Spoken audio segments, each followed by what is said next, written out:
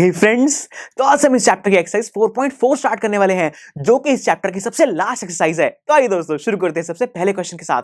दोस्तों first question के अंदर मुझे 3 पार्ट्स में 3 क्वाड्रेटिक इक्वेशंस गिवन है और मुझे कहा गया है कि मुझे इन तीनों ही क्वाड्रेटिक इक्वेशंस की नेचर ऑफ रूट्स बताना है, यानी कि ये बताना है कि इन क्वाड्रेटिक इक्वेशन की जो रूट्स हैं वो एग्जिस्ट करती भी हैं या फिर नहीं, और अगर वो एग्जिस्ट करती हैं तो क्या वो इक्वल रूट्स हैं यानी कि उनकी वैल्यू सेम है, या फिर वो डिस्टिंक्ट रूट्स हैं यानी कि उनकी वैल्यूज डिफरेंट है। और फ्रेंड्स हम ये बहुत अच्छे जान चुके हैं कि जो हमारा डिस्क्रिमिनेंट यानी कि b² - 4ac है, उसकी हेल्प से हम ये बता सकते हैं कि हमारी किसी भी क्वाड्रेटिक इक्वेशन की जो नेचर ऑफ रूट्स है वो क्या है, यानी कि मुझे इन तीनों ही पार्ट्स के अंदर डिस्क्रिमिनेंट यानी कि b² - 4ac को फाइंड आउट करना होगा। इसके बाद दोस्तों इस क्वेश्चन के अंदर मुझे ये भी कहा गया है कि अगर इन क्वाड्रेटिक इक्वेशन की रूट्स एग्जिस्ट करती हैं तो मुझे उन्हें फाइंड आउट भी करके दिखाना है। और दोस्तों एक बार डिस्क्रिमिनेंट यानी कि b² - 4ac को फाइंड आउट करने के बाद हम क्वाड्रेटिक फॉर्मूला लगाकर बहुत इजीली किसी भी क्वाड्रेटिक इक्वेशन की रूट्स फाइंड आउट कर सकते हैं। तो आइए दोस्तों, ये क्वेश्चन तो बहुत ही आसान है, तो इसलिए मैं आज आपके साथ इस क्वेश्चन के 2 पार्ट्स को डिस्कस करूंगा और जो बाकी बचा हुआ 1 पार्ट है वो आप एज प्रैक्टिस खुद से सॉल्व कीजिएगा। और जिन 2 पार्ट्स को मैं आपके साथ डिस्कस करने वाला हूं वो है फर्स्ट और सेकंड पार्ट। तो आइए शुरू करते हैं फर्स्ट पार्ट के साथ।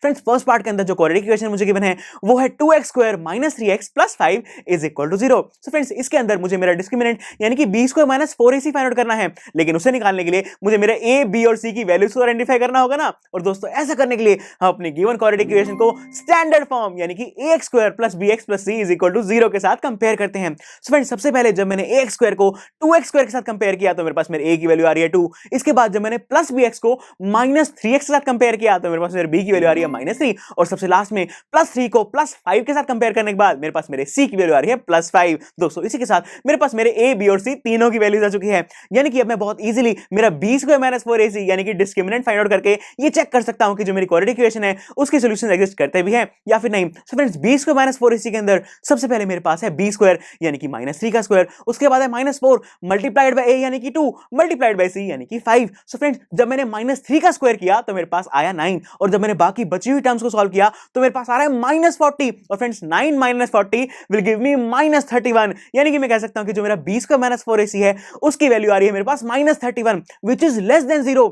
लेकिन फ्रेंड्स जब भी हमारे b² - 4ac की वैल्यू लेस देन 0 होती है तब तो हमारी क्वाड्रेटिक इक्वेशन की रूट्स एग्जिस्ट ही नहीं करती, यानी कि मैं कह सकता हूं कि जो मेरी क्वाड्रेटिक इक्वेशन है क्योंकि इसके लिए b² - 4ac की वैल्यू लेस देन 0 आ रही है इसलिए मेरी इस क्वाड्रेटिक इक्वेशन की रूट्स एग्जिस्ट ही नहीं करेंगी। यानी कि दोस्तों मुझे इस इक्वेशन के अंदर और कुछ करने की जरूरत ही नहीं है क्योंकि इसकी रूट्स तो एग्जिस्ट ही नहीं करती। तो चलिए दोस्तों बढ़ते हैं हमारे सेकंड पार्ट की तरफ। फ्रेंड्स सेकंड पार्ट के अंदर जो क्वाड्रेटिक इक्वेशन मुझे गिवन है वो है 3x² - 4√3x + 4 = 0। तो दोस्तों इसके अंदर मैं सबसे पहले क्या करूंगा, राइट, सबसे पहले मैं अपने a, b और c की वैल्यूज को आइडेंटिफाई करूंगा, और ऐसा करने के लिए मैं अपनी क्वाड्रेटिक इक्वेशन को ax² + bx + c = 0 यानी कि हमारी स्टैंडर्ड फॉर्म के साथ कंपेयर करूंगा। सो फ्रेंड्स जो हमारा ax² है जब मैंने उसे 3x² के साथ कंपेयर किया तो मेरे पास a की वैल्यू आ रही है 3। इसके बाद जब मैंने +bx को -4√3x के साथ कंपेयर किया तो मेरे पास मेरे b की वैल्यू आ रही है -4√3। और सबसे लास्ट में जब मैंने मेरे +c को +4 के साथ कंपेयर किया तो मेरे पास मेरे c की वैल्यू आ रही है +4। तो दोस्तों मेरे पास मेरे a, b और c की वैल्यू तो आ चुकी है, यानी कि मैं बहुत इजीली चेक कर सकता हूं कि जो मेरी क्वाड्रेटिक इक्वेशन है उसके रूट्स एग्जिस्ट भी करते हैं या फिर नहीं।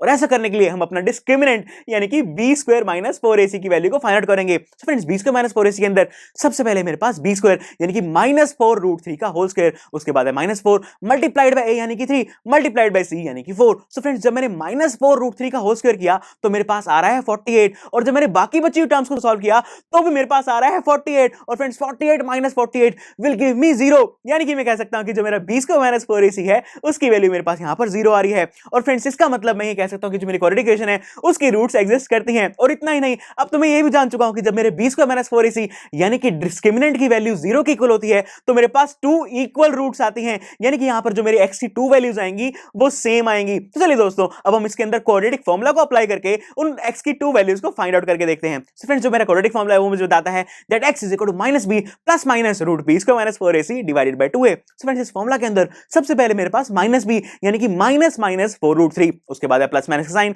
उसके बाद है √b² - 4ac। लेकिन ये जो b² - 4ac है इसकी वैल्यू तो हम पहले से निकाल चुके हैं जो कि है 0, तो इसलिए यहां पर √0 आ गया डिवाइडेड बाय 2a यानी कि 2 × 3, क्योंकि यहां पर जो हमारा a है उसकी वैल्यू 3 थी।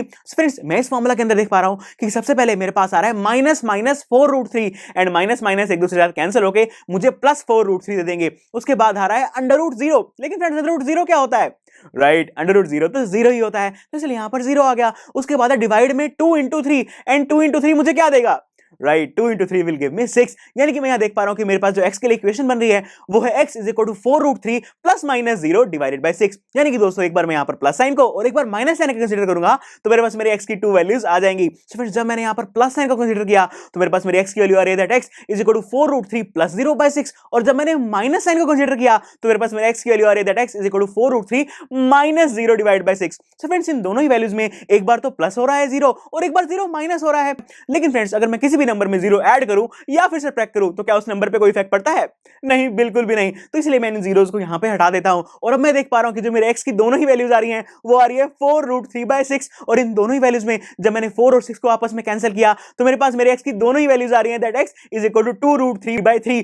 यानी कि दोस्तों इस क्वाड्रेटिक इक्वेशन की जो दोनों ही रूट्स हैं वो है x is equal to 2√3/3। और इसका मतलब जो हमने पहले से प्रेडिक्ट किया था कि जो इस क्वाड्रेटिक इक्वेशन की जो दो रूट्स आएंगी वो सेम होंगी, वो बिल्कुल ठीक निकल कर आया है क्योंकि हमारी ये जो दोनों रूट्स हैं वो इक्वल आ रही हैं। सो फ्रेंड्स इसी के साथ हमने सेकंड पार्ट को भी अच्छे से डिस्कस कर लिया है। तो फ्रेंड्स जो बाकी बचा हुआ थर्ड पार्ट है आप उसे एज प्रैक्टिस खुद से सॉल्व करके देखिए और सॉल्व करने के बाद अपने सॉल्यूशन को हमारे रिटन सॉल्यूशन के साथ स्टेप बाय स्टेप मैच करना मत भूलिएगा ताकि अगर आपका किसी भी स्टेप में कोई भी डाउट हो तो वो अच्छे से क्लियर हो जाए। तो चलिए दोस्तों आप इसका थर्ड पार्ट सॉल्व कीजिए और मैं मिलता हूं आपसे अगले लेक्चर में। आई एम श्योर स्टूडेंट्स आपको ये लेक्चर काफी पसंद आया होगा और ऐसे ही मजेदार तरीके से अपने हर एक कॉन्सेप्ट क्लियर करने के लिए डाउनलोड कीजिए PUStack ऐप को, जहां पर आपके पास और भी बहुत सारे ऑप्शंस होंगे जैसे कि back exercise solutions, tip videos, sample papers and much more. So what are you waiting for? Download the app now.